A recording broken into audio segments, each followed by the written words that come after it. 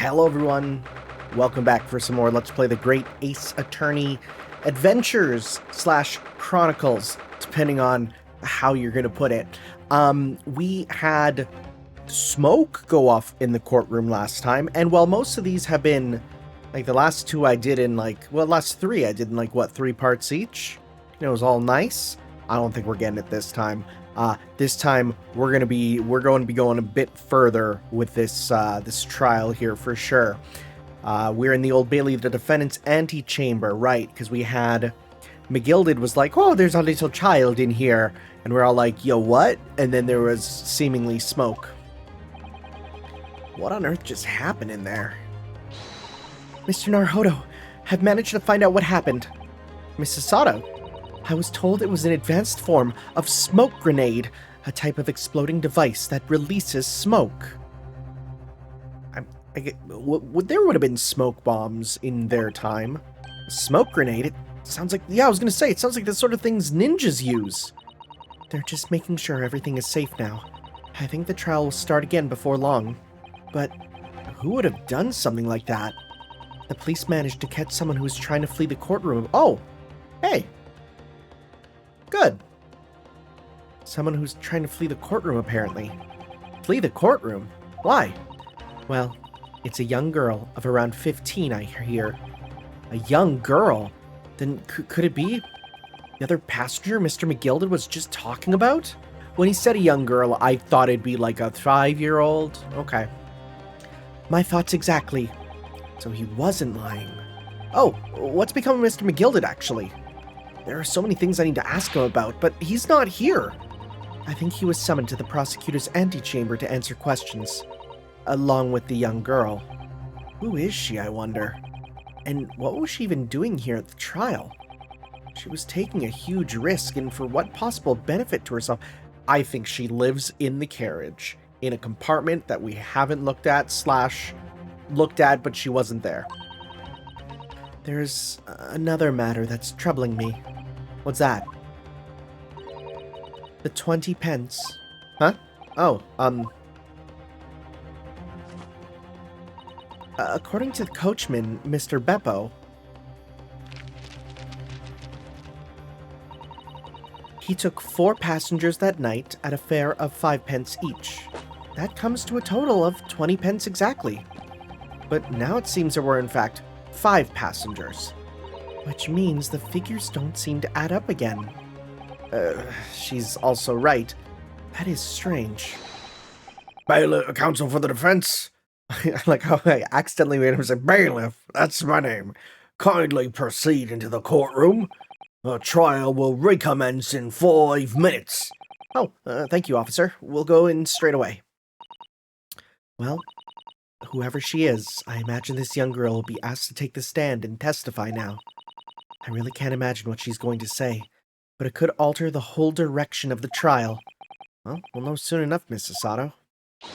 Yes. Okay, what type of girl is this? 18th of February, 1 p.m., the Old Bailey courtroom. Oh, frick, it's Saber. Son of a gun. It's Saber. It's Saber in a tenor cap. Kind of. A little bit. Not exactly. I sometimes use those caps. I send references to a lot of artists to do like the art for my videos, and I always send the references of the caps. And every single time, I feel like they seem the flat cap, and it's confusing, and I usually get this one accidentally, which is fair. It's a tough design. I don't mind these either. It's kind of like a Mario cap, almost like a Jotaro cap, right? Flat cap is a lot more condensed. I actually have a flat cap that is basically, it can be like this, but then you can just pin the top part to the brim and it becomes a flat cap. So just some lore. There's the young girl next to Mr. McGilded. Look, she must have been the one who caused the disturbance before. Well, after that rather eventful recess, the court will now resume the trial of Mr. Magnus McGilded. Now then, Lord Van Zykes. My lord? I believe you have established the cause of the smoke which veiled proceedings earlier. It seems to have been an advanced form of smoke grenade, of the sort typically employed by the army. Good gracious! The army? What in the devil's name? It was an elaborate attempt by a young girl to cloak her escape from the public gallery, but she was caught, and now occupies the stand. Your name, girl? Are you responsible for the smoke grenade which induced such pandemonium here in my courtroom? What is the meaning of this deplorable behavior?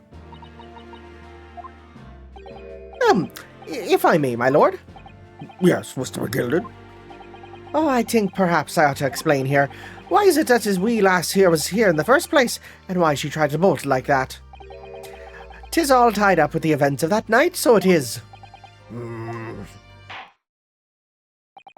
Very well, Mr. McGilded. Give your testimony. You will explain to the court exactly how this young woman is involved in the case. Just what did happen that night? It's not like a defense lawyer needs that information or anything. Alright, let's see. I feel like he's going to do a lot of talking. We'll have to watch for her reactions. On the night in question, I took the back seat in the omnibus and promptly nodded off. Oh, then Bagora! Bagora? That sounds like a frickin' kaiju. A loud thud and a wee scream woke me up with a fair start. Oh, there was a fella collapsed on the floor at me feet, so I sat him up on the seat across from me. I turned to find out where that scream had come from, and bless my soul, what should I find? Oh, there was a child in there, all curled up in a ball, hiding her wee self away. Okay, I remain somewhat baffled, I confess, but from what I gather on the night in question, the young girl was indeed riding in the omnibus. Was that correct? What is exactly as the defense counsel said? His lass was the 5th passenger, my lord.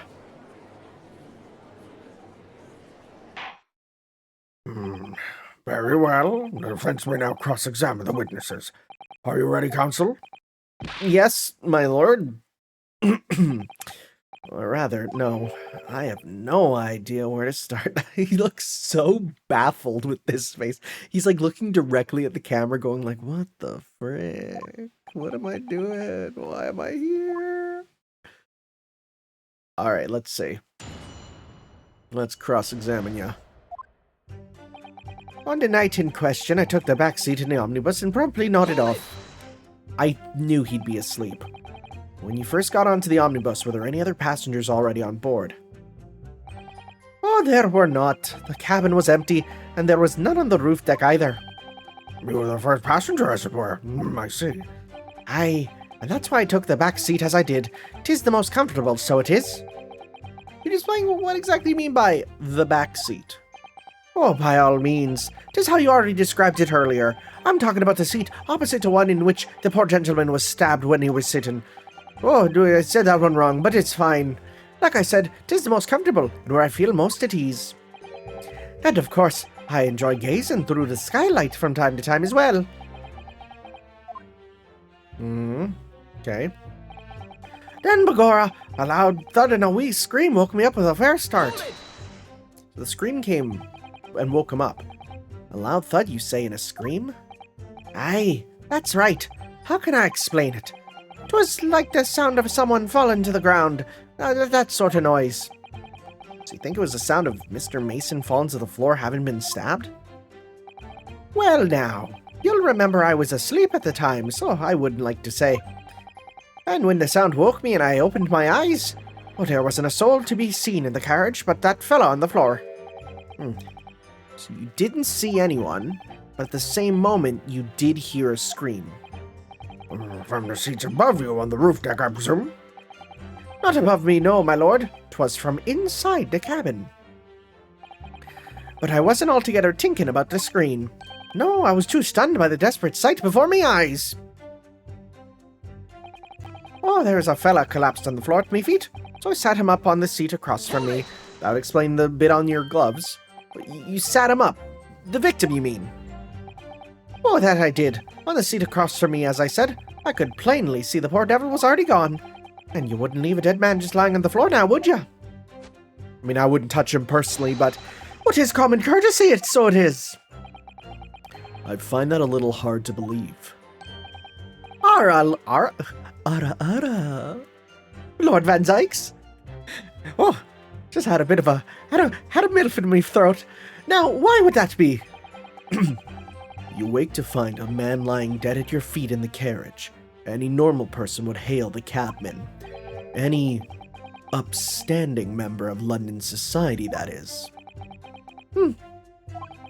Well now, as you know, I'm in something of a special line of business. The business of lending money at exorbitant rates of interest?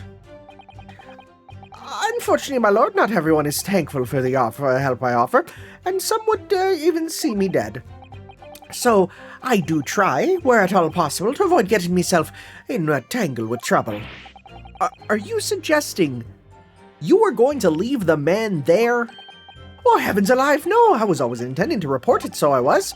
Only I had a mind to find out the whys and wheres first. The whys and wherefores? Right you are. There were some details I wanted to understand before anyone else got to meddling. That wee scream I heard, for example. Wouldn't your good self do just the same? Yes. The scream he says he heard at the same time as the thud of the victim collapsing. Then I turned to find where that scream had come from, and bless my soul, what did I find? Bless your soul, what did you find? I'm afraid I don't understand. I'm sure you told the court that there was no one else in the carriage except yourself and the victim. So I did, sir. So I did. Well, as far as I could see, that is... What do you mean by that? Well, now, 'tis a queer thing. Hey, come on. I'm not gonna... You know, there's jokes I could make here, but all the jokes have been made. I know what it means. Then again, this is Ace Attorney. It's not rare to find a queer thing, you know what I'm saying? Man, even when I was young and, like, really not... I'm gonna be honest, when I was at the age I was when I was playing Ace Attorney, yo, I was homophobic. Like, this ain't a lie. I've changed a lot through the years. When I was young, oh man, I was pilled some bad ways. Thankfully, before I started making videos, that would have been bad.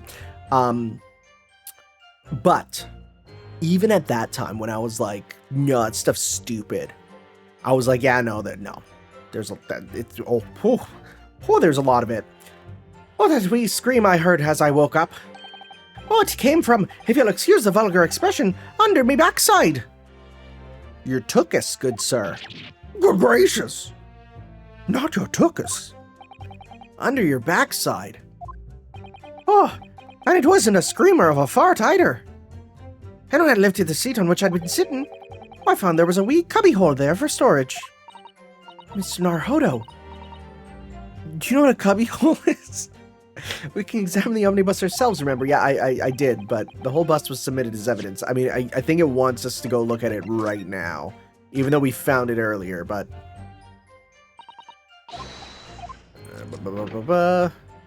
We did find it earlier, so it's not a big deal. Let's just double check, though.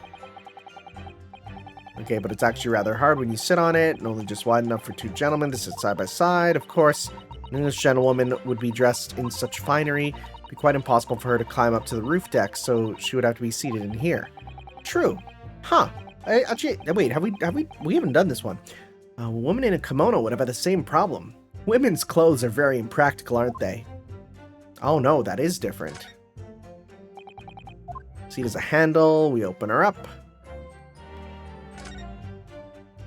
Wait. Wasn't there stuff in here before? There's a storage compartment, but there's nothing in here. It's totally empty. Something doesn't seem right here, but I can't put... There was stuff in here before. Oh no. In the chaos, they took the evidence. This would be a very good time to have a thorough... I did.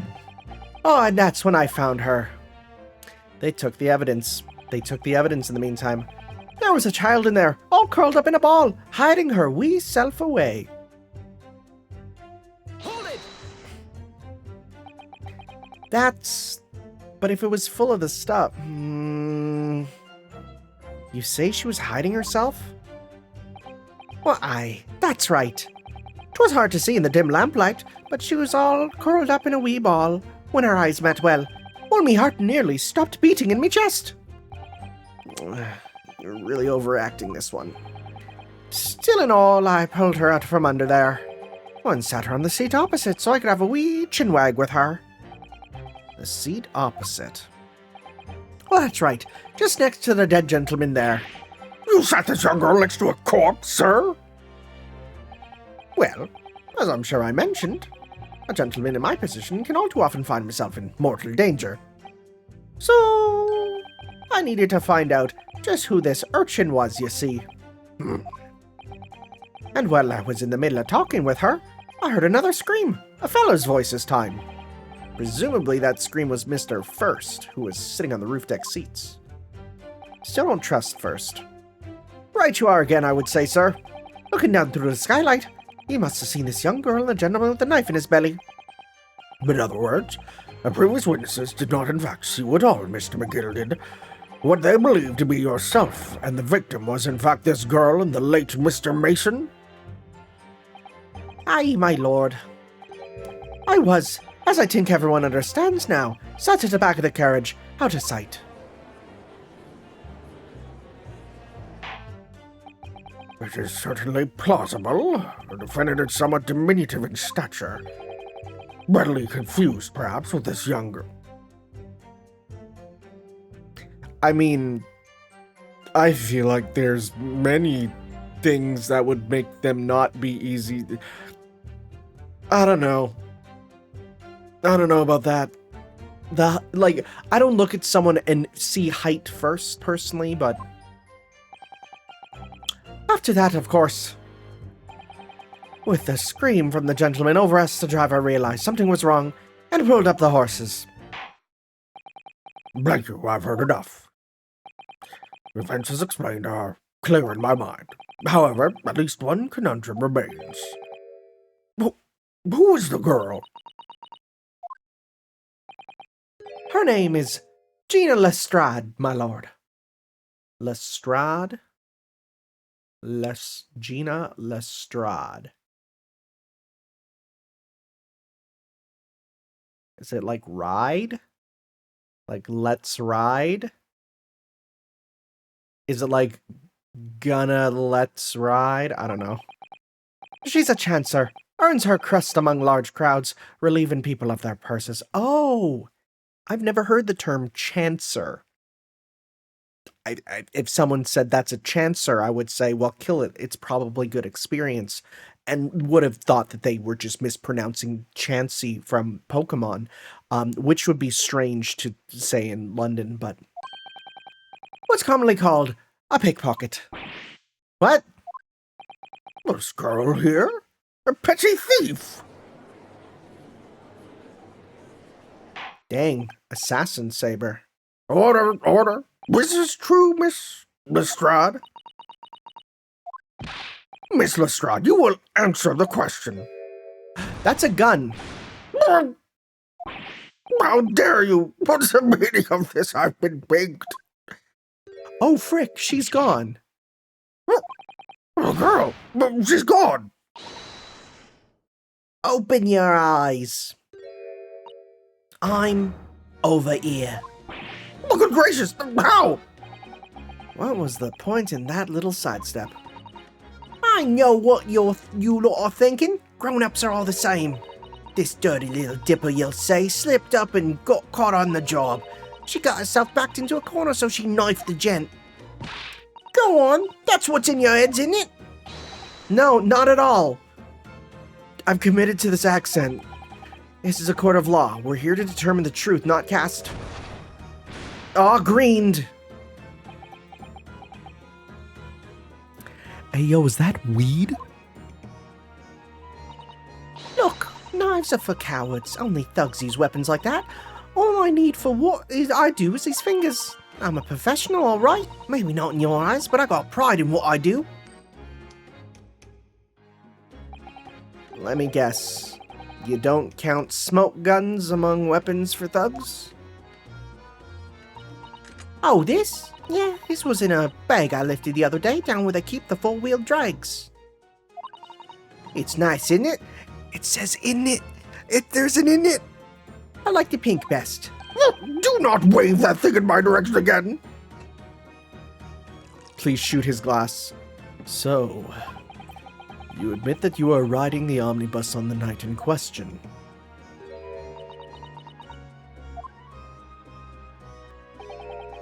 Oh, 'tis all right, lass. You can tell them the truth now. All right, yeah. Just like the Irishman said. The court accepts this girl, Miss Gina Lestrade, as a valid and significant witness in this case. Accordingly, young lady, we'll now hear your testimony, if you please. You will tell the court exactly what happened in the omnibus on the night in question. All right, if I have to. I can't do girl and British. I'm sorry, it's not happening. I gotta pick a lane, okay? I'm not some alchemist. I can't fuse voices very easily. So I snuck inside the carriage before they hooked up the horses, just like always. But it was a right old waste of time. I got nothing to show for me troubles that night. I'll tell you, you can't see a blind thing in that hiding place. It's a pitch in there. Then after a while, I hear this loud bang. Nearly jumped out me skin, I did. And the scream just came out. It's because of that this swell found me. He did help me get away, mind. Yes, he let you go. I fail to understand why you would let this street urchin go, Mr. McGill did. Oh, 'tis simplicity itself, my lord. You see... Ooh. Did it play shady music for him before? You see, she couldn't have possibly killed the other passenger. I knew that for a fact. How? Well, as I'm sure I said before, sir.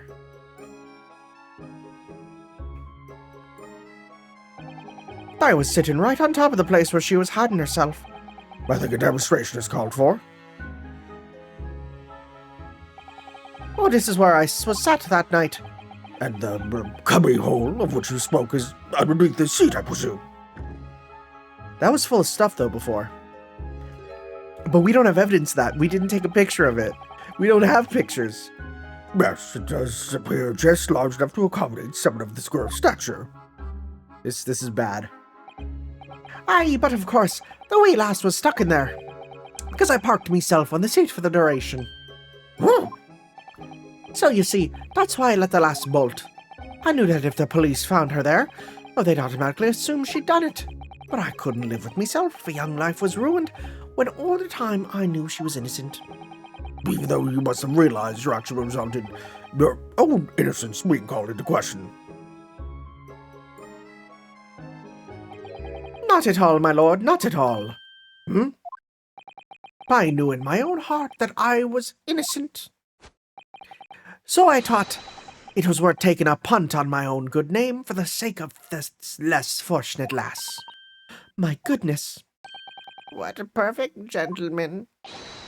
My lord, this fine example of a man cannot possibly be guilty of a heinous crime like this.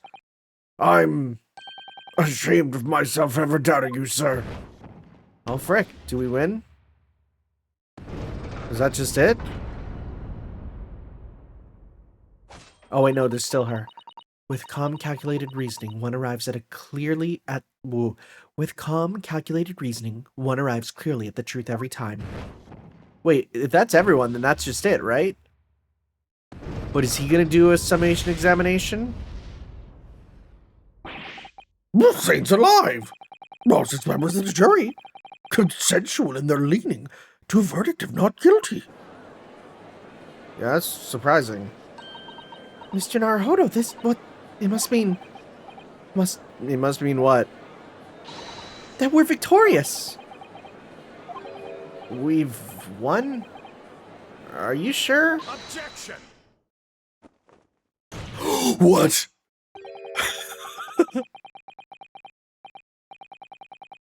Buddy. Buddy. If the sight of my iron-heeled Wellington offends, pray do forgive the discourtesy.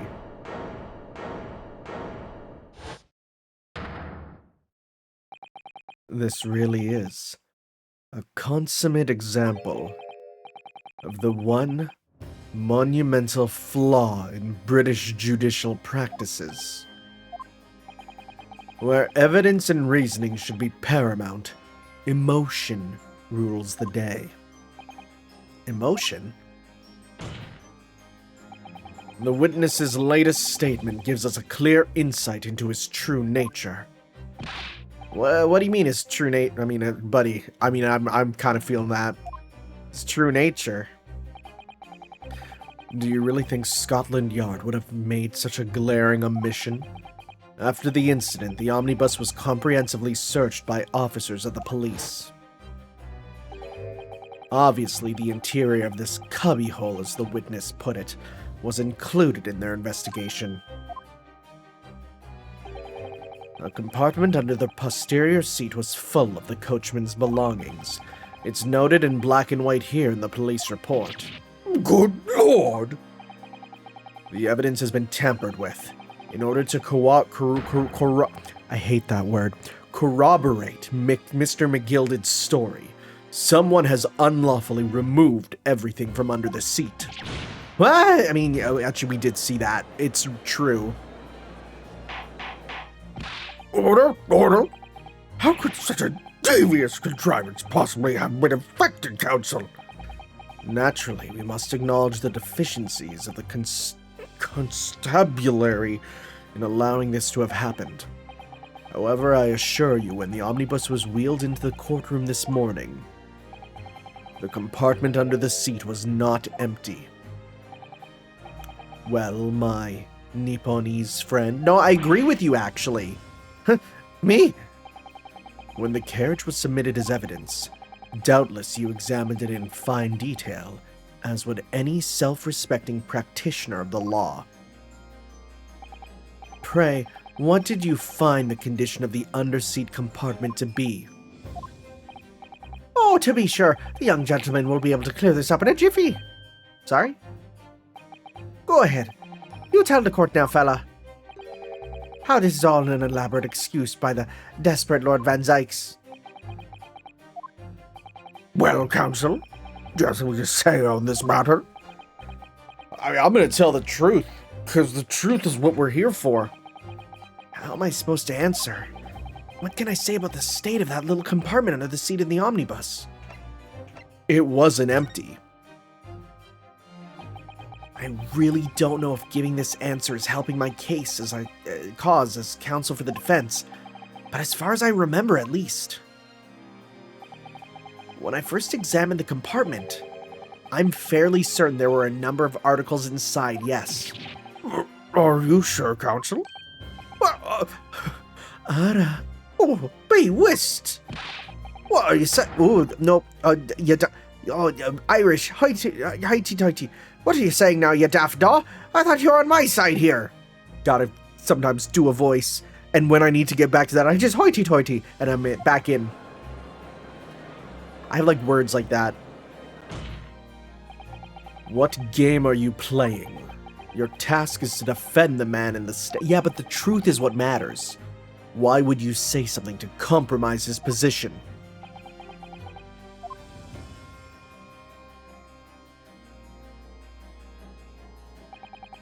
As the advocate for the defense in this trial, I confess I'm still not entirely sure where I stand. But it seems to me that I should state what facts I do know as clearly and honestly as possible. Interesting. Oh, 'tis not altogether pleasing, fella. I'm simply telling the truth, Mr. McGilded. Well, don't forget that you're supposed to be representing my best interests here, lad. Now then, A fellow's memory is a curious thing and not altogether reliable. No, the court must consider the facts. That there cubbyhole under the seat is as empty as the devil's heart, so it is. Do you think perhaps it would be in your best interest now to admit that you might have been mistaken? Why? Why do I feel like something's not right here? I should like the jury to weigh in on this matter, I think. Promise that I was permanently maintain this right on his carriage. Given will say I'm best properly and fully equipped at all times, so it certainly wouldn't have been empty on the night in question. Bimbo was not responsible. And burning London Fraser and the big bear's lion. We actually, to get to the truth, we do want him off the side. Oh, I can't believe I was nearly taken in. That stinking rich are always stinkers. Nothing but cowards, a lot of them. What? Oh, no. Oh, it's a trick. Of course it's a trick.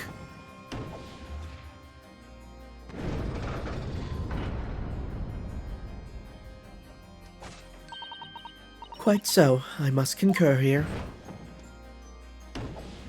Let's not get them all, please. A few is fine.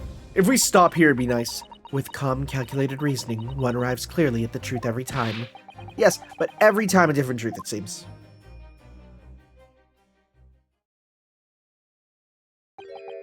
My lord, I humbly exhibit the scales of justice. Clearly, a verdict of not guilty at this time would be wholly inappropriate. Thank you, counsel. But before we proceed any further, there is the matter of the outstanding cross-examination.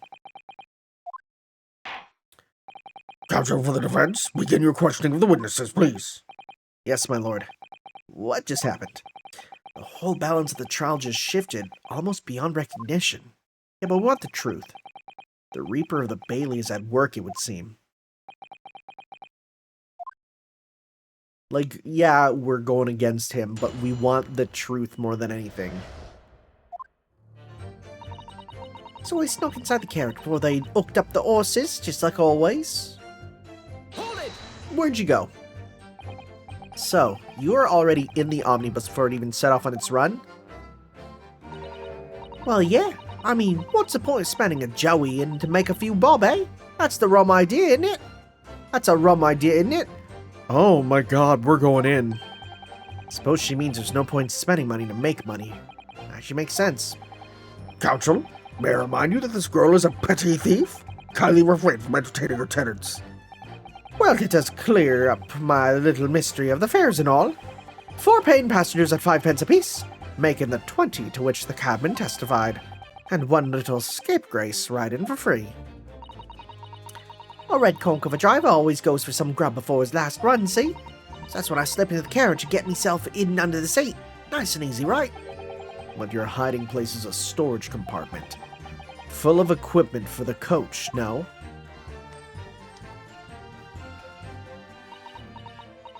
Oh? Yeah, there's brushes and buckets and whatnot in there, sure. I always chuck all that out and cram into the corner somewhere. No one ever seems to bother much. And yet, according to the report filed by the police officer who first arrived at the scene, the compartment was full of such paraphernalia. Well, I don't know nothing about that. Like I said, I moved all that stuff out so I could hide under the seat. That's all I can tell you. That seems to reach the end of that line of inquiry. Continue. But it was a right old waste of time. I got nothing to show for me troubles that night. Hold it! So you didn't steal anything? A waste of time? Why's that? Well, most nights I'm on my own in the guard permit. I'm on my own in the guard permit, at least some of the time. I beg your pardon, did you say God permit? Yeah, I don't even know what that means. Oh yeah, well that's what my kind call it. You could say omnibus, I suppose. God permit? Why is it called the God permit? It's not even Cockney rhyming slang, is it? The point is, any normal run, the carriage ain't got no one on it for a while. And that's when you come out of your hiding place and get away. Well, that's it. Only that night. Well, this cove was sat on me seat from the start. And he didn't even budge the whole way, did he? Not 1 inch. I was totally stuck. You mean to tell us that you were present in the carriage for the duration? So how did she see the murder? You were under the seat the entire time while events unfolded in the enclosed cabin. Yeah? Right, mister? To be sure, I was as shocked as anyone. You don't expect to lift the cushion you've been sat on and find a child now, do you? So this Miss Lestrade couldn't possibly be the culprit then. But how could... this is strange, because how could she be in the... How could she see it if she was under there? You can't see a blind thing in the place. It's pitch in there. Do we have any evidence to... This is the one that gets us. Because you can't see a thing. You hear the bang, and then you scream. Okay. Hold it! So you couldn't see out into the cabin at all? Not a jot. Most days I push the cushion up with me head and look out the crack. And I can have a butcher's at who I'm gonna fiddle. A butcher's? I thought you were a pickpocket, not a butcher. I mean, I can have a look. The seat I get under ain't as plush as the other one, see? So most of the time the passengers plant themselves opposite. But for some reason that night, this here Irishman spent the whole journey right over me head. And for that reason, you weren't able to push the cushion up to peek out, I see. Truth is, I ain't too happy in small dark places. Feels too much like being thrown in the clink. But it's the only place to hide in them carriages, so it's Hobson's choice. Why doesn't she use regular English, I swear to God? Also stick to picking people's pockets in the open then. I'd say there's some reason that she's not letting on, judging from her demeanor. So anyways, I was a bit scared and I just had to stick it out under there. Nothing else for it. Hear this out bang, nearly jumped out my skin, I did, and the scream just came out. Okay. When you say a loud bang, do you mean the noise of someone falling to the floor? It could have been, I suppose. I don't remember so well. Point is, it made me jump. Kind of hard to do in a small space like that, but... And you let out a scream involuntarily? Well, that's right. And then I felt the cushion over me head get lighter all of a sudden. Presumably when the defendant got up in order to help the victim, yes. Or not. It could equally have been the moment the accused stood in order to stab his victim, could it not? No, because he wouldn't have did it before. Well, girl, did you see what happened at that crucial moment? Yeah, I saw it. Oh! I pushed up the cushion and had a quick butcher's while I had the chance, didn't I? The Irishman was sitting up the bloke what had fallen on the floor on the seat opposite. That matches Mr. McGilda's account, of course. But then, a fella suddenly turns around and looks right at me.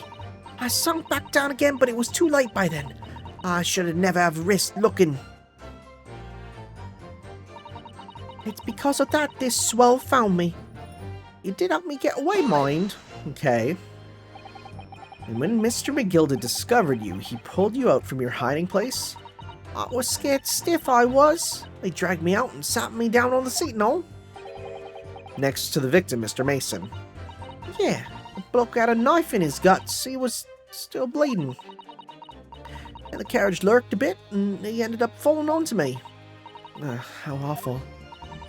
Both me hands got covered in blood. It made me feel sick as a dog. Both her hands covered in blood. That must be what the rooftop passengers saw.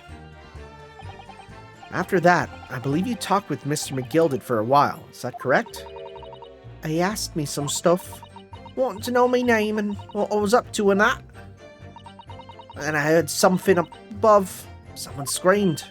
Yes, Mr. First was on the roof deck, I would presume. But the real question is, who's on first? No, what's on second? Well, I didn't want no one seeing me face, so I didn't look up. Then the horses were drawn up smartish, and this here Irishman says to me, "Get back under the seat. I'll see that you get away later." You really couldn't combine voices, could you? Nope, sorry. All 6 members of the jury have decided the defendant was innocent. Well, for one brief shining moment, yeah. It's clear they're all still very unsure. If we could just find some conclusive piece of evidence among this new testimony, I'm sure we would clinch the verdict we want. Yeah, I think you're right, and I have this feeling. I'm not saying that. Something's bothering me, but I just can't quite put my finger on it. Alright, so I think it has something to do with the blind and didn't mean to press that. Didn't mean to press that. That's the wrong button. Okay. Oh, hello. This is new. This didn't pop up before. That was an accident, but this didn't pop up until this time.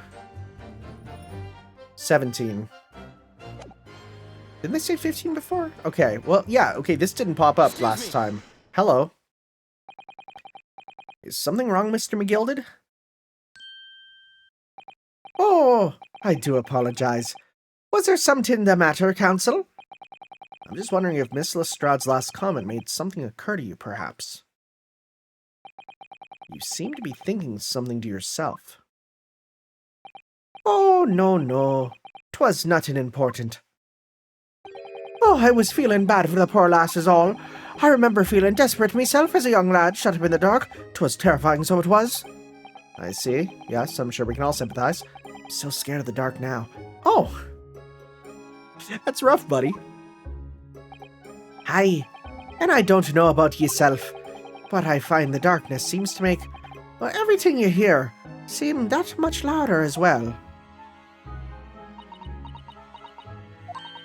Yeah. I suppose it does, maybe. She became southern for a second. Whoops. Miss Lestrade, did you hear something that night? Anything? An unusual noise, perhaps? Nah, not really. All I could hear was the Irishman snoring. Oh, pajamas! There's no need to tell the whole world of me foibles, you little scamp. What a pity. If only Miss Lestrade had heard something, it might give us a vital new clue. Yeah. What should we make of the last statement of hers? That's significant. Oh, frick, I chose the wrong one. I thought that said that's significant. Well, we don't think we draw any particular conclusions from that. Very well, if that is the position of the defense. She's like, you screwed up, buddy. What's the matter, Mr. Sasada? Well, I don't know. Is that really true, do you think?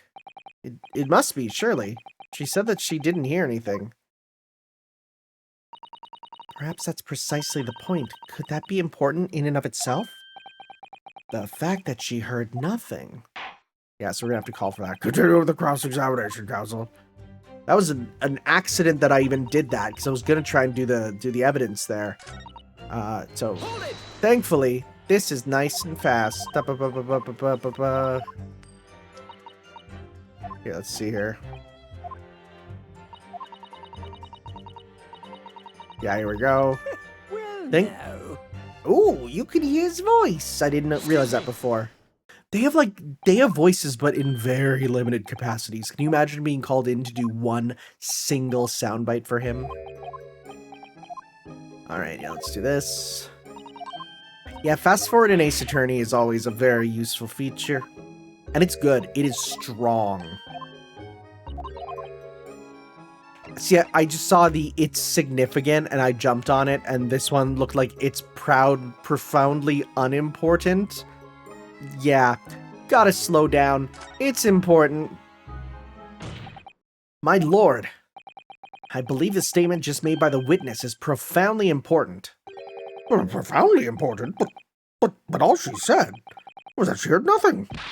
Yes, which is the profoundly important point. I'm almost sure of it. I'm almost sure I don't understand the inner workings of your Did you know that, that our brains are different? It's the same with the skulls, you see. And we're like, oh no, Grandpa, time to get you to bed. I don't understand the, workings of your Eastern mind, Council. Nevertheless, Miss Gina Lestrade, you will supplement your formal testimony by repeating the last statement, please. What? Supplement? What are you on about? Don't give me all your fancy talk. I know what you're trying to do, well, it won't work on me. That's right, insult the judge. Always a good move. Okay. I was straining my ears to work out what was going on, but all I could hear was snoring. Internal hemorrhaging. Stabbed in there. I don't think we have any evidence otherwise. Let's just pursue this more. So you were straining to hear what was happening the entire time, since the moment you hid yourself. Not exactly, no. Sorry? Well, there was no one in the cabin to start with. I could just push the cushion up and have a butcher's to see what was what. But then when I saw this swell getting on, I got me head down so he didn't notice me. And Mr. McGill had sat on the seat under which you were hiding, correct? Yeah. Would you Adam and Eve it, eh? What a mug. Adam and Eve, that's believe. That's Cockney rhyming slang. Yep, she's doing it. I can get some of it. So then all I could do was listen. I was waiting to jump out there as soon as I heard him leave, see? But would he? Not likely. Even though we stopped here and there, never heard the door open. So I just had to stay put and listen to him driving his pigs to market, snoring like an old dog he was. Are there any conclusions we can draw from that, I wonder? That doesn't add up. Miss Lestrade, what you just told the court is clearly at odds with the facts. What? At odds? Are you sure, man? Absolutely. You've been quiet for some time, buddy. It seems my learned Nipponese friend is not as dull-witted as I feared. So Van Sykes realized it too. Counsel, I must insist that you bolster your claim with evidence, or some complicit party's name at the very least. Yes, my lord. I expect you to demonstrate that this alleged contradiction to the court. According to Miss Lestrade, while she was hiding in the omnibus that night, she heard nothing but the sound of Mr. McGilded's snoring. But think, Greenoski, think. There's something else she should have heard. That's not the button I wanted, but I'll take it. I'll take this button. Let's see here. Something else she should have heard. Let's see. Because the stab wound, died of internal hemorrhaging, age 54. Stabbed him. Because it was the fall to the ground. And then the scream.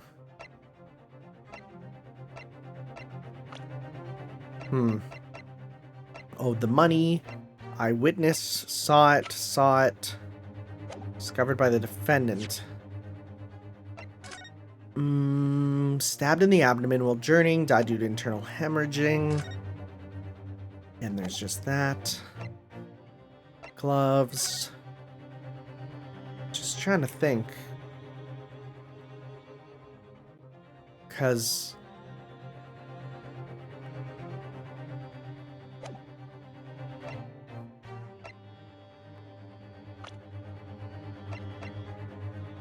defend him. Sums of money. Eyewitness. Witnessed it from the start. Something else she should have heard. Because I'm trying to think, like, if she could only hear the snoring, right? Then how did the stab... Wasn't it their conversation, maybe? No. But they didn't have a conversation, did they? Blood stain on the gloves. No. I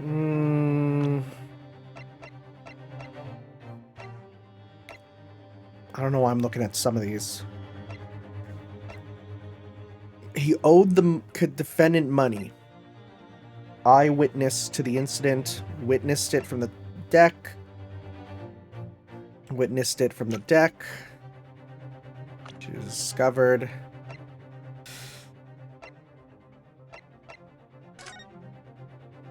Because this happened. Maybe there's something in here that we missed? Something that would make noise? Because there was this, right? Did we look at this? We looked at this, right? It's blood, isn't it? Something wrong? It was just, well, bloodstain is so obvious, that's all, and yet Van Zykes has made no mention of it. Was this there before? Why do I have such a bad... I feel like this was not there before. That wasn't there before. Was it? I don't think it was, because I don't remember it, and I would have looked at it. Right? Because she says... Frick. Let's try a piece of evidence here. Allow me to elaborate. On a particular sound that Miss Lestrade could not have failed to hear on the night in question. The sound very clearly explained by the following piece of evidence.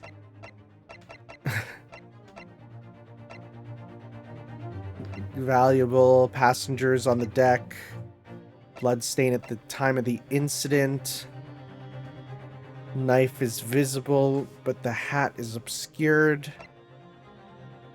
Internal hemorrhaging from a stab wound. Died from the internal hemorrhage. Okay, so run this through in my head. She was under there. She heard snoring. Suddenly, she hears a thud. She hears a thud.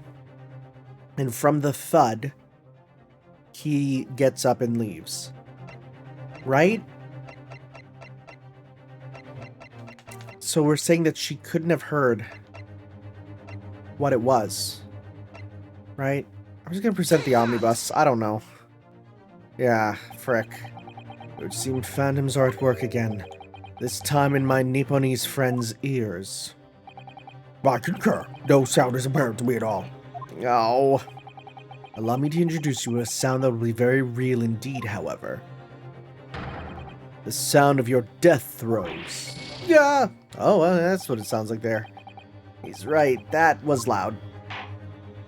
Well then, counsel. According to Miss Lestrade, while she was hiding in the omnibus that night, she heard nothing but the sound of Mr. McGill snoring. But think, Renosuke, think. There's something else that she should have heard. Is it just who witnessed the murder? Is it just that she heard the sound? But do we have evidence that she would have heard the sound?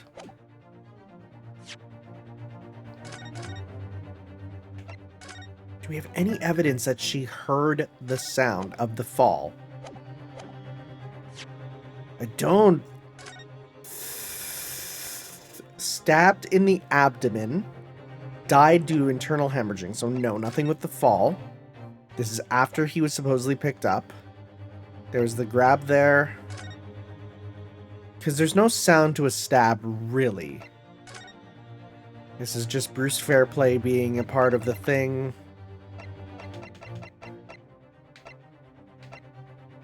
He's an eyewitness. Young woman who witnessed it from her hiding place. I'm going to try presenting her. Very well, my lord. Allow me to elaborate. Sound very clearly explained by the presence of a following person. No. Okay. No. Okay. This is the first time it's actually, like, really stumping me what it's actually trying to get me to say. Let's go to history and let's see here. This is a good feature. Bloodstain. Oh, it's not going to go back far enough. Sat on the seat. Jumped. I was waiting to jump out as soon as I heard him leave. Heard the door. Never heard the door open. What you told the court is at odds. Is this actually meant to be fine? Maybe it's fine. I just can't seem to think this through. Sorry, my lord. I need to withdraw the allegation for now. What you need, counsel, is to withdraw forever. Buddy, stop. So be it. Continue with the cross-examination.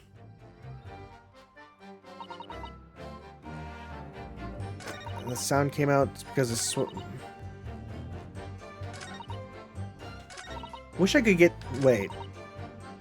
All I could hear was this snoring. Okay. Hold it! It's not exactly what I wanted. Okay. Let's see here. It makes sense. Let's see. Well, that all seems to make sense. You took your time reaching that conclusion, counsel. What was that from Van Zykes? Is he laughing? Okay, there's clearly something there. Very well, then. Continue with the cross-examination. Okay, so there's clearly something there. Right? There's actually something there. You know what? You know what probably is? I might have to press the other stuff, and then I might get something. Hold it! When you say a loud bang, you mean... we did all these, right. We did them all. Unless there's another thing when you do it now for him reacting. Let's see here. Nothing new there. Hold it! Okay. Let's see. Wait to see if there's him going here.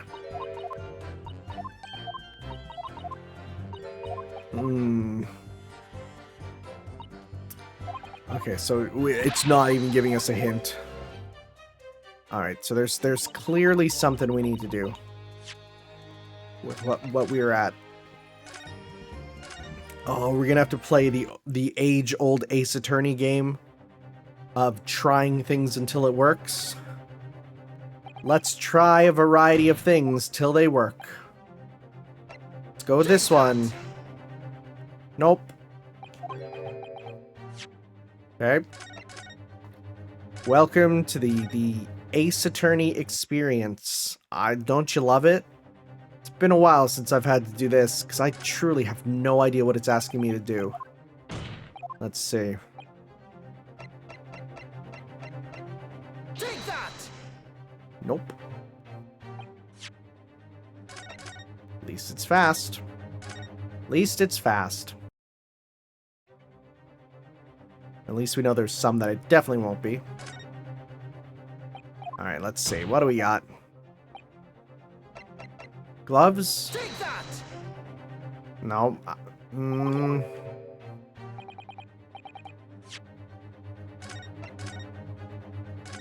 Wouldn't...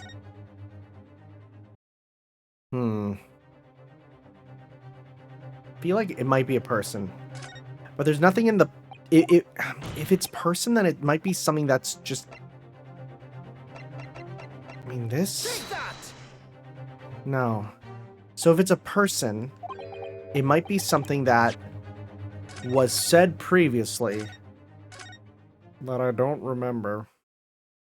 Let's see here. Show a person.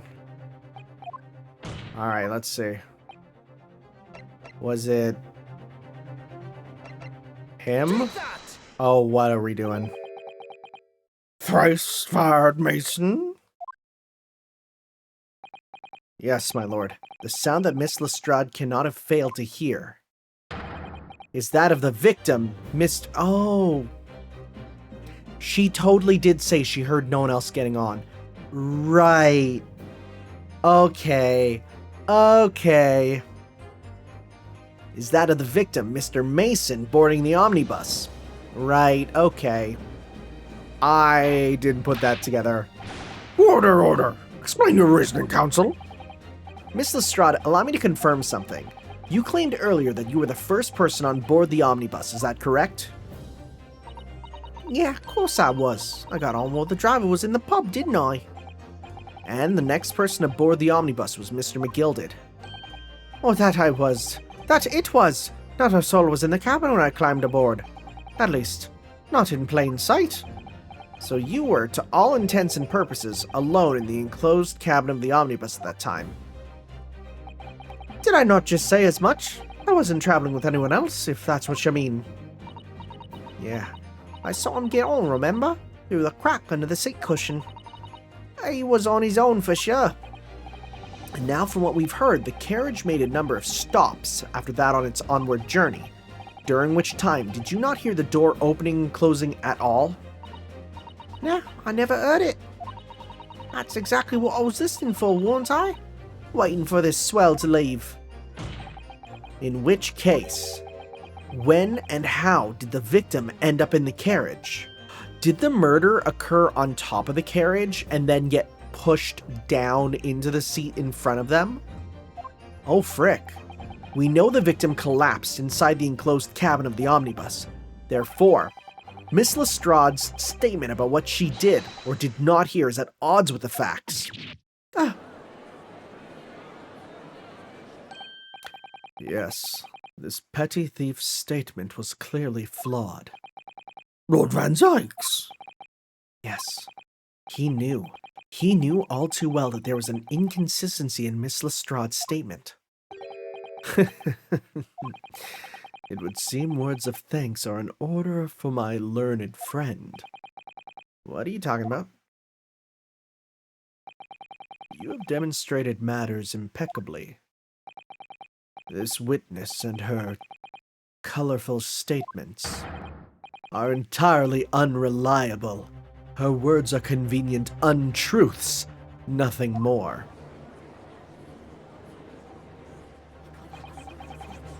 He's dead right. How could the victim possibly not have boarded the omnibus? That makes no sense whatsoever. Burber's goes a pickpocket. Let's not forget that. I'm old. Oh, you even got Granny off your side.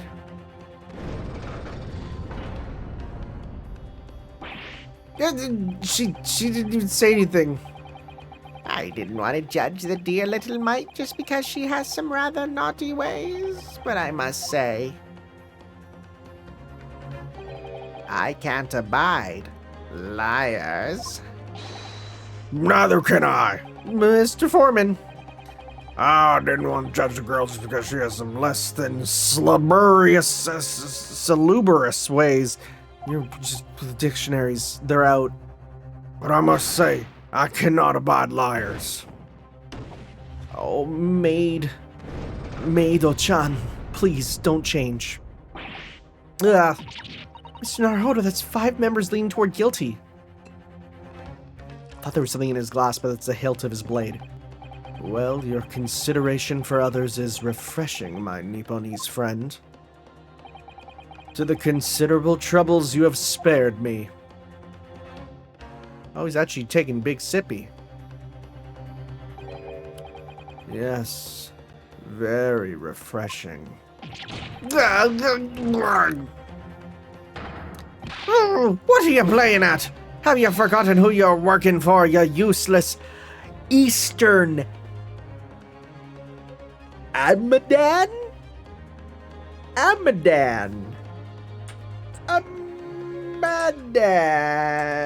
What is that? I'm Googling it. Amadan. A figure in Irish and Scottish Gaelic folklore who would assume both benevolent and malevolent roles. Amadan Mór the Great Fool is the Percival-like hero of several Irish folk narratives and a leader of the fairy host in narrative and poetry. How do you pronounce it? There is Munster, Connacht, and Ulster pronunciations. I'm not doing that. But this is carnage. It's perfect. Juror number 2 is the only one left. Miss Narhodo, the way this is going. I know, if we can't find some new way to convince everyone of Mr. McGilded's innocence, the judge will rule and we'll have lost. I very much wanted to believe the words of one of London's most respected gentlemen, but those of us in service know we must accept hard truths. Oh, frick. Hold it! Yeah, stop. Nope. Don't do it. Don't do it. Don't you do it. Yes, the witness's last statement seems to have revealed a critical inconsistency in her story. However, if we consider the possibility that her statement is in fact the truth, it may shed an entirely new light on this case. What are you saying? Counsel! I'm sorry, sir? Whatever do you mean? Counsel, I will not tolerate you attempting to prorogue my adjudication. Explain yourself at once. When the accused boarded the omnibus on the night in question, the victim was nowhere to be seen. Subsequently, the carriage door was not heard opening a single time, as testified by the witness in the stand. And the victim's body was found inside the carriage. If this petty thief's words are to be... Because that would make sense. The sound of it falling would be a lot louder if it came from way up above. How do you explain the victim's miraculous appearance inside the cabin of the omnibus?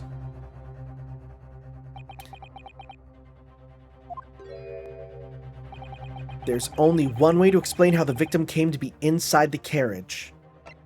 There's another entrance. Or he was put there after he died? Oh, but it could be either of those. It could be either, because technically there is another entrance. There is technically another entrance, right? Or after he died. Could be after he died. Obviously, the victim must have been placed in the carriage after he was killed. Objection! Tell me, my learned friend, what was the function of that obviously in your last statement? Huh? Well said, Lord Van Zykes. The obviously is troubling me also. No. That's really not the point. The point is that the victim must have been moved into the carriage afterwards. Then answer me this. How could a cadaver have been placed inside a moving carriage? Well, obviously, I shall have to penalize the defense heavily for this irrelevant rambling. No, you don't.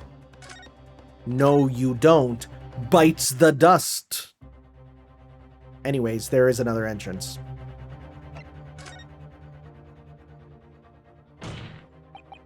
If the door wasn't opened even once, the only explanation is that the victim entered the enclosed cabin some other way. Objection! I wondered what new fantasy you would come up with in your blind panic. But behold, the omnibus is here for all to see. Only one side of the enclosed cabin is furnished with a door. The other has only windows. Fixed windows which cannot possibly open. In short, there is no entrance to the cabin other than the door. Nuh-uh. But there could be. There's one possibility you haven't considered. Oh, really? Yes, one other way inside that isn't the door.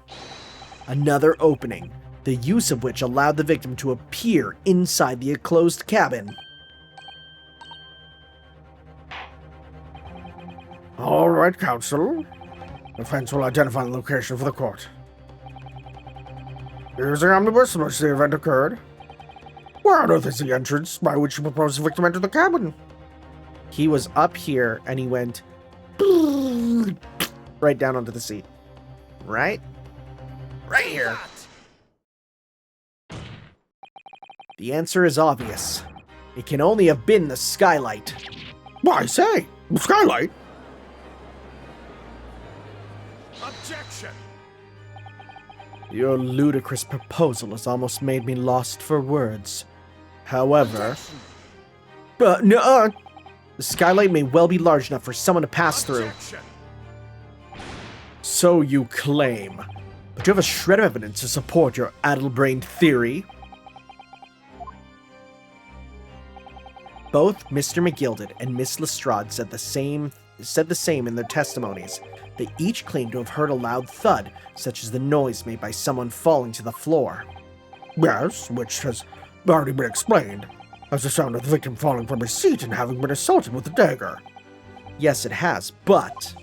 would a man slipping from the seat onto the floor really have made such a loud noise as the witnesses described? It wouldn't. It's like barely a noise. A noise loud enough to cause Miss Lestrade to let out an involuntary cry, in fact. Good gracious! Perhaps, in fact, that was the moment that the victim made his entrance into the cabin. No, let me rephrase that. The victim didn't enter the cabin as much as such. He fell into it. Objection! You're now suggesting that the victim fell from the skylight into the cabin. That's simply impossible. How can you be so sure? Because if the victim had fallen inside through the skylight, as you say, the passengers on the roof deck would have seen it happen. And yet, not one person made mention of such events in their testimony. Well, yes, that's true, but... Oh... I didn't get a voice line. Might a humble fella make a wee comment here? Mr. McGilded. Don't you be a weasel. To be sure now, the two fellows who were sat on the roof that testified afore said nothing of the victim falling through the skylight. But it seems to me, my lord, that 'tis not so much a case of them not saying, but... Aye. 'Tis a case of them being unable to say. What? I think perhaps the two fellas do be having something of a compelling reason, not to mention what happened. Would yous not agree, fine ladies and gentlemen of the jury? Oh my goodness, surely not. Oh, those two chaps on the roof. I'm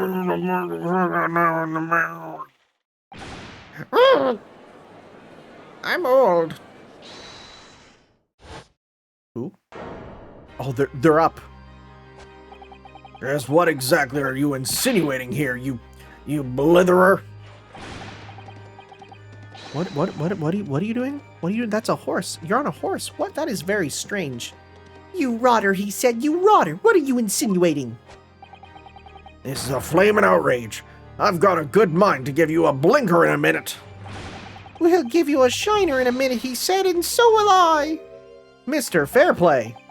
You're effectively accusing me, a city gentleman and a well-respected banker. And me, a very angry hatter. I friggin' don't know what voice to give him. It's changed every part. I don't even care. Suggesting that someone like me could have stabbed that man in the guts, it's a disgrace, it's scandalous, I protest. I protest in the strongest possible terms. That's right, I protest too about you, you rotten scoundrel. Order. It's not the time, witnesses. I will not permit this wanton invasion of the stand. Return to the anteroom at once. But this is beyond reason, my lord. It's outrageous. It's very hurtful, you know. My lord, if I may comment. Go ahead, Lord Van Tykes. It was the defense that incited this outburst from the witnesses. My learned friend has seen fit to abandon all protocol and accuse the witnesses without proof. Accuse? I never intended to. It seems, young Nipponese, that your command of the English tongue is wanting. I'll command your tongue. What? You propose to the court that the victim fell through the skylight from the roof deck of the omnibus. That hypothesis cannot possibly stand without the rooftop passengers being aware of the events. You have branded these gentlemen liars. You have intimated their criminal guilt. In our British courts of law, that is what is termed a baseless accusation. I know I was rash to put this idea forward without any actual evidence, but you can't just dismiss it without a second thought. What are we wasting time for? Get them to testify! I thought there was something fishy about that hat from the moment I laid eyes on the fellow.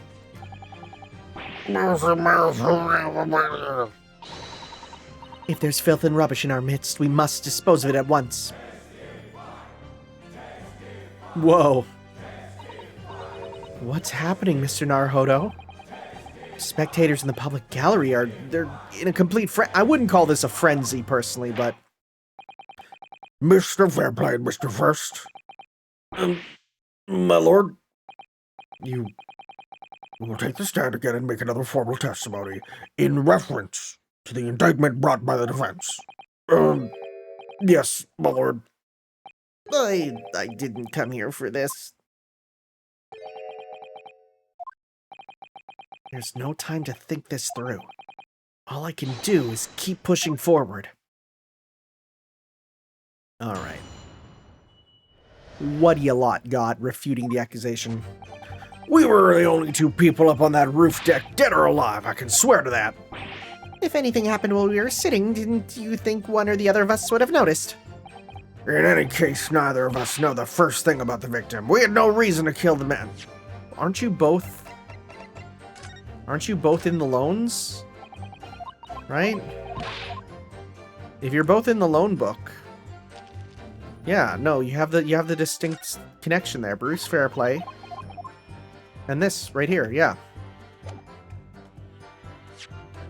Unless. Yeah. The skylight was shut the entire time, I tell you. We couldn't possibly have opened it. If you're so sure the victim fell through the skylight, where's your proof? I must say that on listening to this testimony, it's somewhat hard to imagine how either witness could have performed any malevolent act on this rooftop deck without the other noticing forthwith. I mean, they could be working together. That's right, you see. We're innocent, I tell ya. We're just normal men. We're just innocent men. What do you mean by that? We're just normal men. We're just innocent men.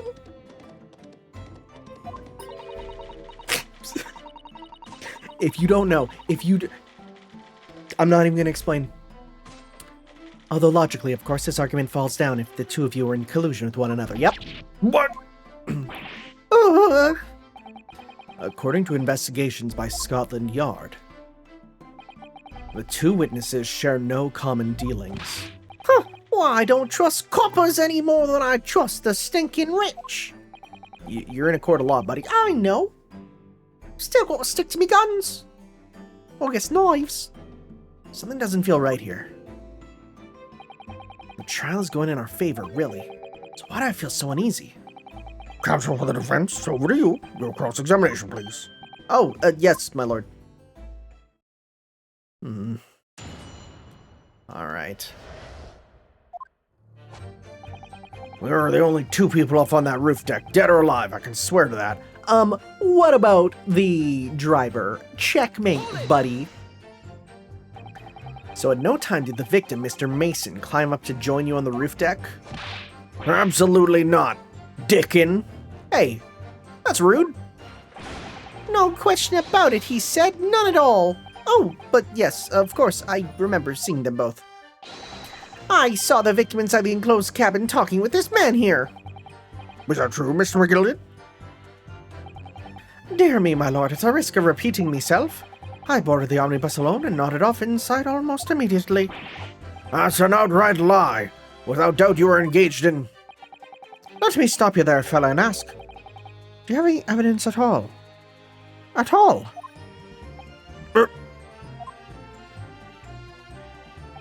Tis all about evidence in the courts these days, so it is. You do well to remember that. I saw you with my own eyes. It's going so well. It's going great. If anything happened where we were sitting, don't you think one or the other of us should have noticed? Not if you're working together, guys. Well, it was on the final run of the omnibus at past 10 o'clock in the evening. It would certainly have been quite dark. Perhaps too dark to see clearly?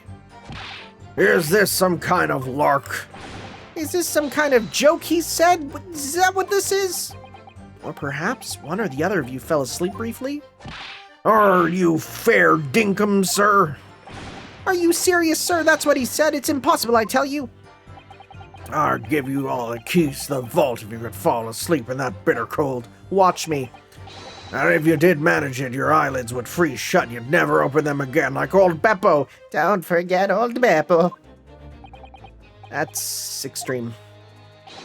It was extreme, I tell you, and we had to put up with it because this man had locked the door. Oh! Any true gent would have unlocked it and let me in when I knocked. Oh, I'm dreadfully sorry about that, young fella. But you see, I was away with the fairies, and I didn't hear you at all. That's a lie. I saw you through the glass. You were talking to someone. Now, 'twas a cold night, and so it was. People do be seeing things that aren't real in the cold. 'Tis hardly surprising. Seeing things. I believe we reached impasse here on this particular point. You... Don't take it personally now, lad. If I'm a suspect in this case, then 'tis only fair that you and the other fiend are too. Open and free competition is what a capitalist society is all about. Oh, this isn't a competition I should like to be involved in, really. In any case, neither of us know the first thing about the victim. We had no reason to kill the man. I'm gonna try... You said neither of us. Use the word neither of us. That's not true. That's the wrong button. Okay. So you had never met Mr. Thrice Fried Mason before? Oh, lum, no. Not once, never. He'd never met the man before, he said never. You don't need to translate. Australian's not that different. And you, Mr. First, had no prior dealings with the victim either? That's right, sir. Hatters don't do very much with brickmakers, to be perfectly honest, sir. No, I imagine not. You see, how many different ways can I put this?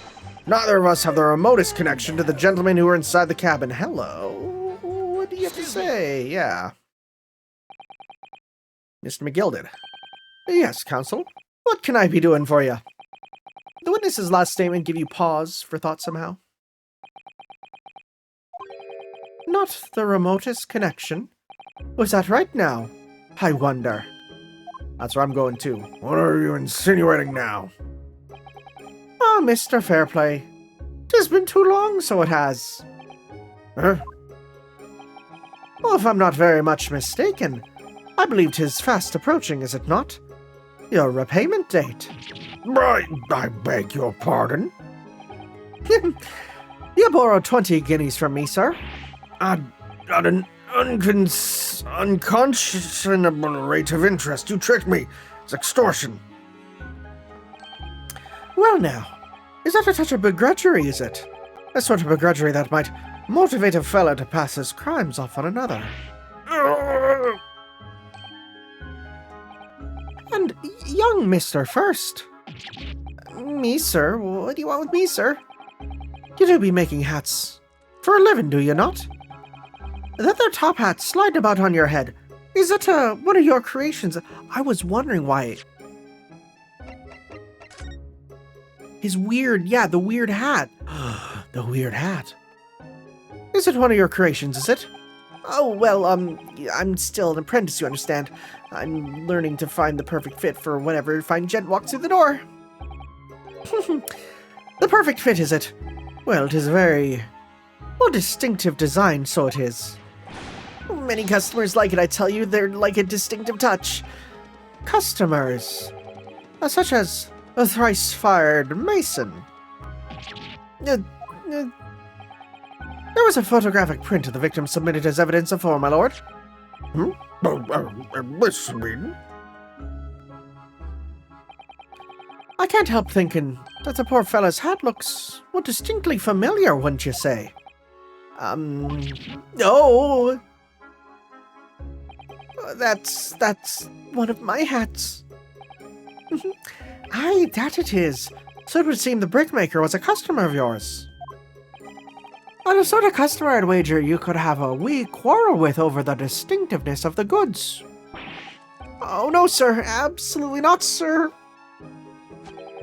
Well, there's really nothing more to add. It wouldn't be right to say that the two fellas here haven't the remotest connection to the victim, you see. I rest my case. You little weasel. He's better at this than I am.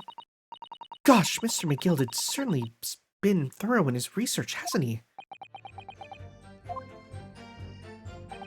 Please, don't let me, little interruption, hold up the proceedings. Hat Hunter.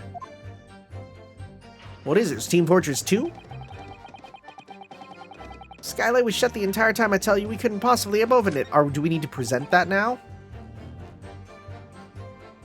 Do we need to present this to show that that's not right? I don't think so, but let's try. Hold it! I pressed the wrong button again. I pressed it again. I pressed the exact same thing I did last time. I'm gonna let this keep going.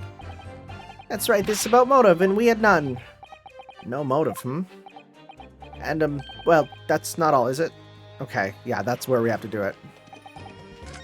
That was a hint at this. Objection! Maybe?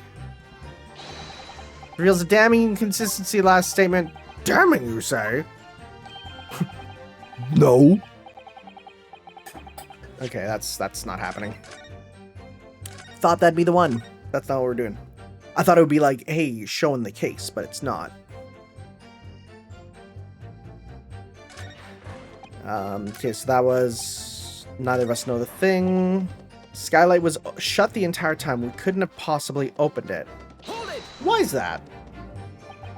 Are you quite certain about that? That the skylight was shut the entire time? I'm gonna lose my block with you in a minute. He's gonna lose his rag with you in a minute. That's what he said.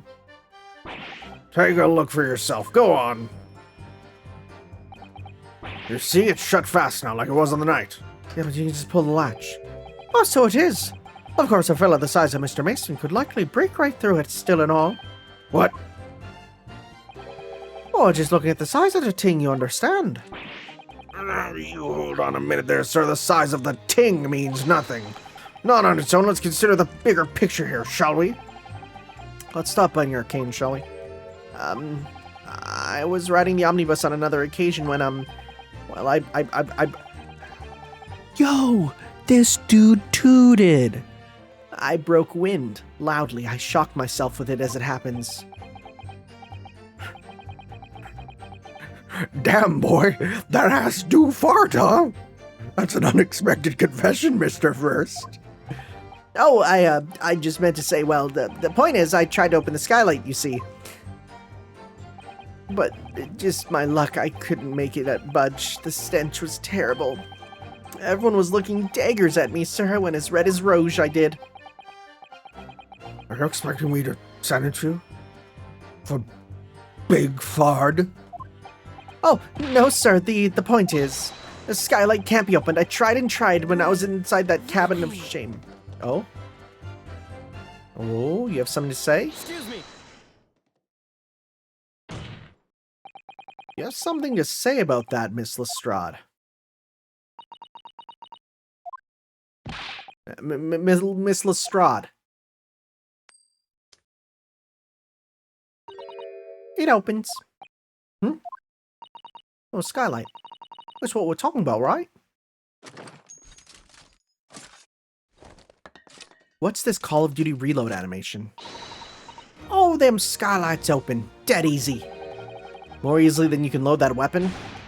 That's a lie, I tell you, otherwise when I broke wind, Maybe you're just stupid, buddy. Oh. You can't do it from the inside, you mug. Oh! I mean, there is a latch outside, we saw it. Look, a few weeks ago, I was up on the roof deck of one of them drags, and I had a great haul. I mean, I had purses coming out my ears. Miss Lestrade, this is not the forum to be eulogizing on the subject of your criminal activities. Well, anyway, I had a bit of scare. When I lifted the last bloke's purse, he got wise to me. All four of them surrounded me, so I couldn't hop off the bus and leg it. So what I did was I used the skylight, opened the catch, and jumped right through. What? Yeah, the catch for them skylights is on the top side. That's why you can't open them from the cabin. Skylight opens from the roof deck? Bailiff? Climb aboard the roof of the omnibus at once and verify the witness's claims. Yeah, you can see it right there.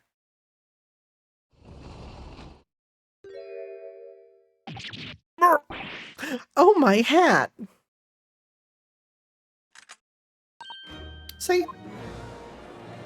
She's not wrong. Order, order, order. So, it appears the street girl's statement is quite true. I don't believe it. The skylight opens, and from the roof deck, Mr. Naruhodo. This could be the clue we've been waiting for. Well, counsel for the defense, please continue with your cross-examination. Yes, my lord. So the skylight opens. Perhaps I should investigate for myself. Hold it! I pressed the wrong button. Proof. That's right, I demand to hear it. We came to see what we saw. I tell you, not for this. I meant to go to the court record. Let's see here. I meant to go to this and take a look.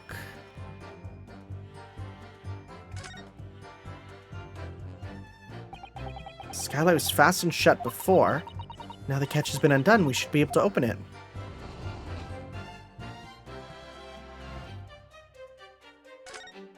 If we open it and go inside, is there going to be something to check? Can we look up? Oh, frick. Is that blood? Oh, my God. Yes, it does open very wide, doesn't it?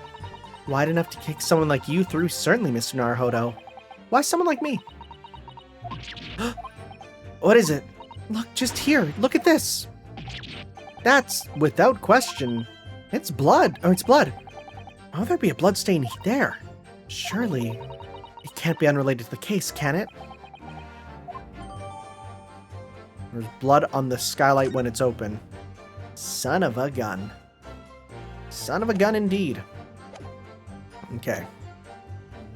Call us both shysters, brand us criminals. He calls us liars, that's what he means, and accuses us of doing it. As it stands at the moment. Oh, there's no hard evidence that incriminates yourselves now, is there? I believe we're in much the same position as one another here. If I don't crack this soon, he'll crack his teeth. I wonder if these two men really were involved in some way. Couldn't say. I mean, I don't really know anything about them, do I? Although by the same token, I don't really know anything about Mr. McGilded either. It's so hard to know what to believe here. I think we should try to remember that it's evidence alone we can truly determine the outcome of the trial. Evidence. No one can argue against decisive evidence, including the members of the jury. So you're saying that what we need now is to find a conclusive piece of evidence? Yes, Mr. Naruhodo, precisely. Right, so what we gotta do is we gotta do... Only one's on the roof deck. If anything happened, one of us would have noticed. Let's see here. I think it's that last one. Skylight was shut. We couldn't have possibly opened it. Well, we know that you can. You're so sure they fell through. This is what we want. Yeah, we're going to present. Right there. Objection! Boom. On the night in question, the victim was fatally stabbed in the stomach, and immediately afterwards, the victim's body was pushed through the skylight into the cabin below. Those are the facts. The irrefutable proof remains clearly visible in the omnibus that stands before us today in this very courtroom. What? That's utter humbug. Ugh. You can't possibly have any evidence. No, you can't. I mean, we didn't do it, I tell you. It's impossible. Irrefutable proof. Here in this courtroom. Counsel, My lord? I believe everyone would appreciate a little clarification here. Where exactly within the omnibus is this evidence to which you allude?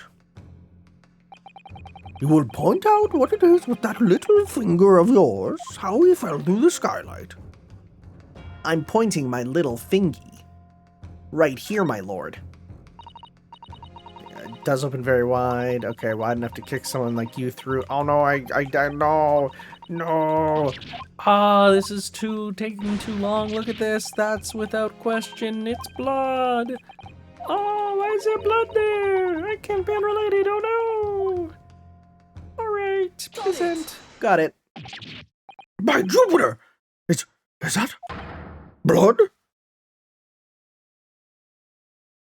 Blood for a murder trial. Amazing. This bloodstain proves two things. Firstly, when the incident occurred, the skylight of the omnibus was open. What? And secondly, the victim was already bleeding when he fell through the opening. Oh my! And so it follows that Mr. McGilded, who was inside the enclosed cabin himself at the time, cannot possibly be guilty of this. So, like, this should be the open and shut end. If there's blood up there, what do you think he would do? Are they going to say that he smeared it up there? Oh, they probably will. No!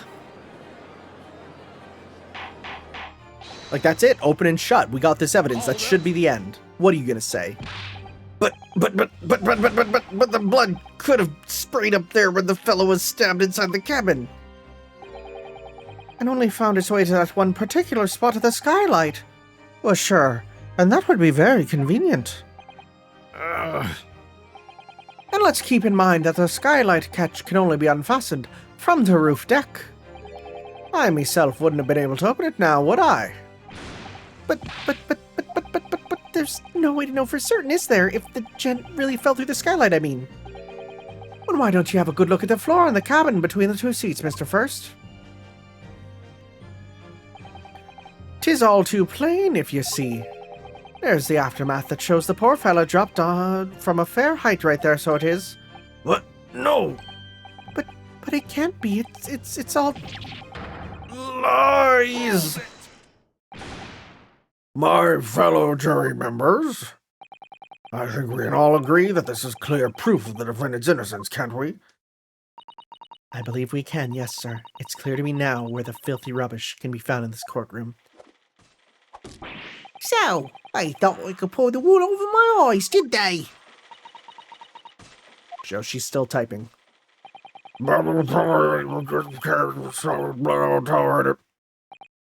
Oh, I always knew that nice gentleman who gave us the delightful park couldn't have done such a thing. On three then, everyone. 1, 2, 3. Objection. Pooh! A chilling performance, Mr. McGilded. Oh, and what would you be referring to there, Lord Van Zykes?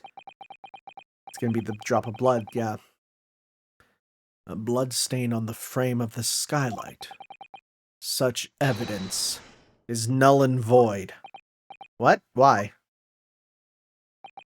For one extremely simple reason. That smear of blood never existed. What are you talking about? It's there for all of us to see. It's clearly blood. Objection. I personally attended Scotland Yard's investigation of the omnibus. The officers involved went over the carriage with a fine-tooth comb. Yeah, well, combs don't find blood, buddy. So I can state with absolute surety, no such smear of blood existed in the carriage. At least, not until this trial began. But Are you suggesting, Lord Van Zykes, that the stain of blood was... Fabricated, my lord? Yes. And while this court has been in session... What? Frickin' fabrication mid-thing? What a palaver. I must say I didn't expect such crude reasoning from a prosecutor of your standing, Lord Van Zykes. But I'm Magnus McGilded, a fella known all over the capital for his fine contributions to public life.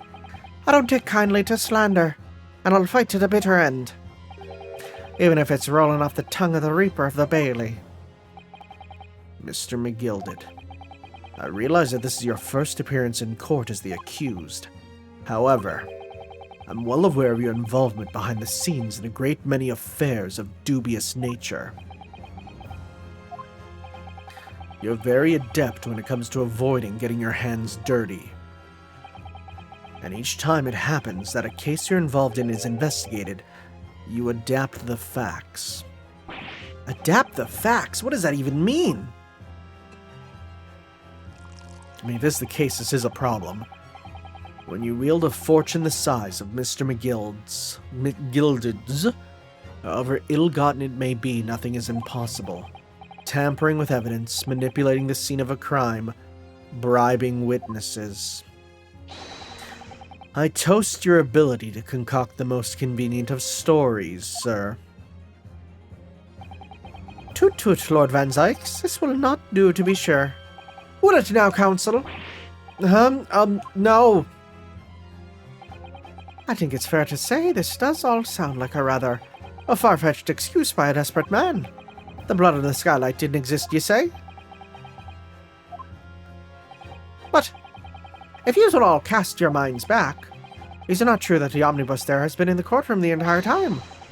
How could anyone possibly have put a smear of blood on it without the world and his wife seeing? Isn't that right now, counsel?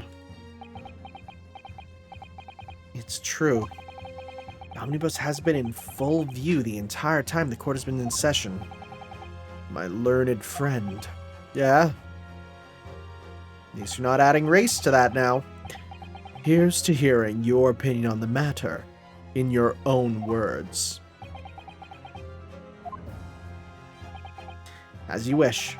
Could someone have tampered with the omnibus during this trial? If you're asking me, I think it's absolutely possible.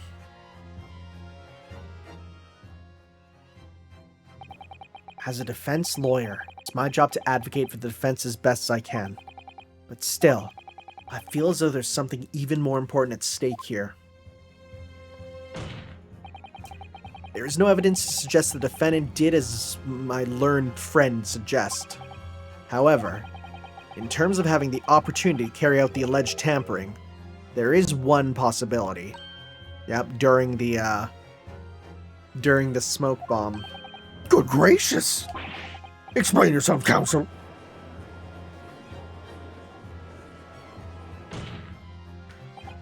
Yes, there is. It seems my learned Nipponese friend has no intention of running away from this deceit. Deceit? I'm sure everyone still remembers clearly the recess we were forced to take as a result of the smoke grenade fired by the witness currently in the stand, Miss Gina Lestrade. Grenade? Is that supposed to be part of her pun? I don't know. Yep. Yeah, we don't need a flashback. That just happened. But I mean, I guess if it's a 3DS game, you could rode a variety of buses in the time. The courtroom was filled with smoke, and everyone was thrown into confusion. All of us were made to leave the chamber. In that brief interval, under the veil of smoke and in all the chaos, it could have been possible to steal inside the omnibus.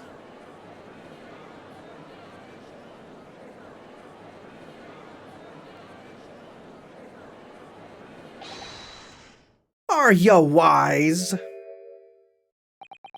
What are you trying to pull, you rotten feckless gouger? Feckless? Gouger? You're supposed to be defending me. 'Tis a wicked plot. 'Tis a plot to undermine me, so it is. Whatever you think this is, it changes nothing. The facts are the same. After this courtroom was evacuated earlier as a result of the smoke grenade, a number of inconsistencies materialized in relation to the omnibus. Inconsistencies such as... To start with, the storage compartment underneath the rear passenger seat, that was full. It was. When the police investigated the omnibus, this compartment was full of the driver's items. Secondly, we have the smear of blood on the edge of the skylight. As I have said, that was not present at the start of the trial this morning. Unfortunately, Lord Van Zykes, no one is able to corroborate your claims. That's true. When the omnibus was first wheeled out, both the storage compartment and the skylight were shut. I mean, we checked it, though. Accordingly, I'm afraid to say we cannot establish with any certainty if it was evidence as the result of tampering or not. Indeed, my lord, no doubt there was not a single person who saw fit to verify such things. What do you think? Sorry? About the omnibus. Is there anything else unusual about the omnibus?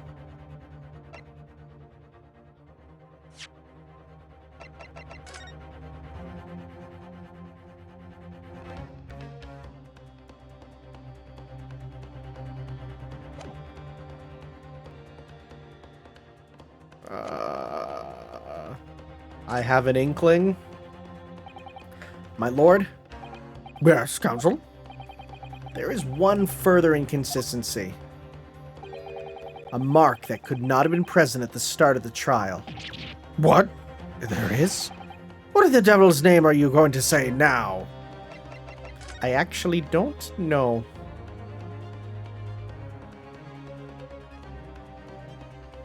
Mark that could not have been there at the start of the trial? No, that's just the butt rest. Let's see. What couldn't have been there? Oh, it's the stain on the floor. Right, because then we said it wouldn't have been able to be seen. Yep. If you dare to betray me, you little maggot, you'd better start watching your back. Silence, McGilded. The court awaits the defense's clarification. This trial keeps swinging one way and then the other. I have no idea what's truth and what's deception. What am I supposed to believe here? I shall have to ask you to elaborate, counsel. Yep, it's inside. Where exactly is this alleged mark claimed to have appeared at some point during the trial? Right here. That's okay, well. I pressed the wrong button. I pressed the wrong button. I'm so sorry. You two are just talking. I know, I'm sorry. It just keeps happening. Okay. Got it! If we consider that the victim fell through the skylight onto the floor of the cabin, you would certainly expect to find signs of blood where he landed. But as far as I can recall, this blood stain on the cabin floor was not there when the omnibus was first brought into the courtroom. Good Lord. Yes, I do believe. Well, you're correct, counsel. Well said. Although, as advocate for the defense, one might say that was a very careless slip of the tongue. I'll slip your tongue, buddy. I believe the bloodstain on the floor is a decisive piece of evidence. But if the question is whether that evidence is genuine, or whether it was unlawfully fabricated by someone,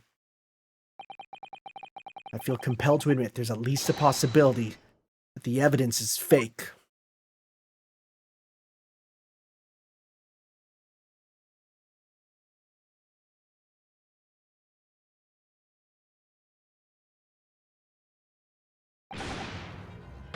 Oh, he's not happy. I didn't know who screamed. This trial is over. Is it? Mr. McGilded, I've done everything I possibly can to cooperate with the court, but 'tis all over now. But you're the defendant. 'Tis over, I tell ye. Memory, recollection, what people think they saw, 'tis all nonsense. Facts are what counts, and the fact is that bloodstain is there now.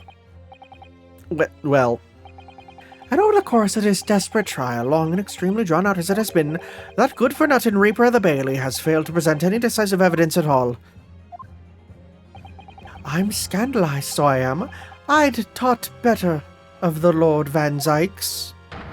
Well, my lord? I must concur with the defendant. The unaffirmed recollections of an individual cannot stand as evidence. At this moment in time, the particular bloodstain in question is very much in existence, and in the absence of any credible method by which to prove its alleged previous non-existence, I regret to say that it would be improper for this trial to continue. Your lordship can't be serious. Lord Van Zykes, what's your position? The prosecution, my lord, has no further witnesses or evidence to present. Very well. In that case, as I believe we have explored every possible avenue of this matter, I shall proceed to my adjudication. As a formality, I am of course obliged to confirm with the defense first. What formality? As things stand at the moment, it would seem that Mr. McGilded will be found not guilty. Yes. Which would mean we've won. Is that really the right outcome here? Is it really alright for the trial to come to an end now with all these unexplained inconsistencies?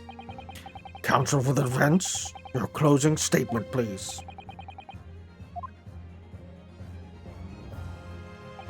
Yes, my lord. The defense believes... What if I say he's not? We want to work here, and so we get our job, right? He's not going to let us. The defendant is innocent. As Mr. McGilded's legal representative, he's going to say he can't do it. Can't breathe. The air in here is stifling. But I'm this man's defense lawyer. There's only one thing I can say in this situation. I believe the defendant, Magnus McGilded, to be innocent of the allegations brought against him.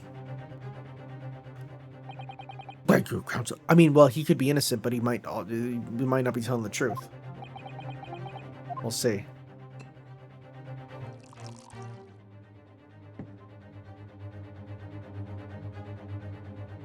Wasn't the whole point of early Phoenix Wright to be believe your client?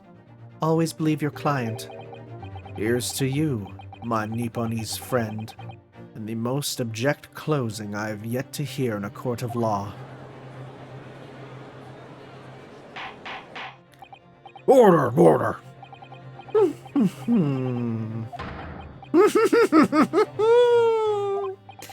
Oh, it was a grand decision to appoint you as my lawyer, so it was a grand decision. You've saved one of London's most, well, influential gentlemen, fella. You should be proud of yourself. Here, have this for your troubles. It's a bomb. Your job here's done, fella, and some fine work you've done, so you have. What do you mean? Oh, 'tis just as the right honourable gentleman so succinctly put it before. This trial can't go on anymore. And your closing statement there was... Well, how did he put it now? Nothing more than a formality.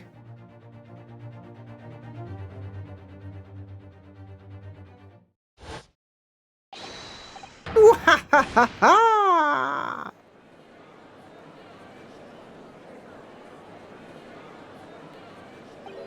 I really don't know what to make of all this.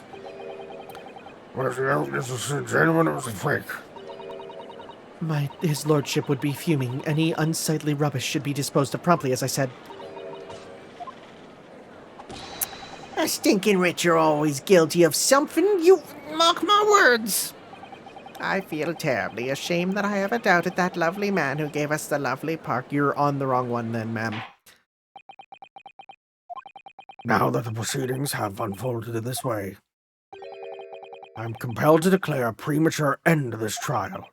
Furthermore, the court must accept the defendant's plea.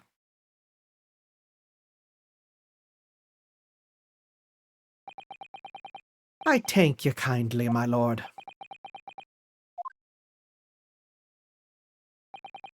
I hereby pronounce the verdict of this court. Oh, frick. But we still haven't determined if the blood stain in the omnibus is genuine or not. We don't know if these witnesses are telling the truth or a pack of lies. We have no idea about the truth. Lord Van Zykes, My lord. the case made by the prosecution was flawed, plain and simple. If indeed the omnibus presented as evidence was tampered with, the prosecution is at fault for allowing such a graceful perversion of justice to take place. My sincerest apologies, my lord. But wait! When we were evacuated from the courtroom, Lord Van Zykes ordered the evidence to be secured. I'm afraid the prosecution cannot shun responsibility in this matter. That's so unfair. The culpability of the defendant has not at the present time been established by this court. Consequently, the jury will not be required to prefer judgment. What? Well, Lord Van Zykes, it's been a pleasure, sure it has. And as for you, my dear fella, I couldn't have asked for a better defense. Do you mean to tell me this has all been a grand waste of time? 'Tis the law of the land, my good man. If you'd like to pursue this matter further, you can always go ahead and try to change the law. Magnus McGilded. Oh, good grief! You've more to say to me, have you? Just one thing. A warning. This is far from over. Well, something to be looking forward to then. I hereby pronounce the defendant, Mr. Magnus McGilded, not guilty. We get the... Yeah, we still get the confetti. Dang. That seems incredibly unsafe in an enclosed room with stuff made of wood.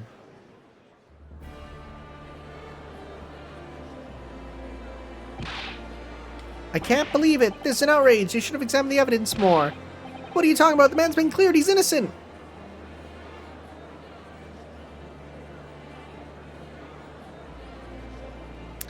Not satisfying.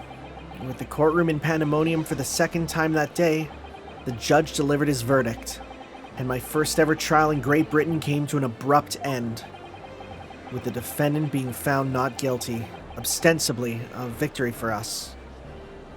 But is that the ending we wanted? Are we getting a non-standard game over? Are we going to go back and he's going to be like, yeah, that doesn't count, by the way.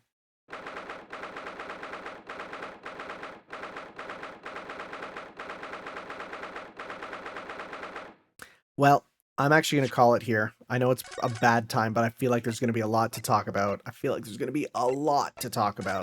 So we will call it here instead. And we will probably move on. We'll probably finish up this trial and then move on to the next one next time, guys. Thank you all for watching. We'll see you next time for the conclusion, probably, of this trial here. And then maybe move on to the next one. We'll see. I have no idea how long these are going to go. We'll see you next time, guys. Ciao.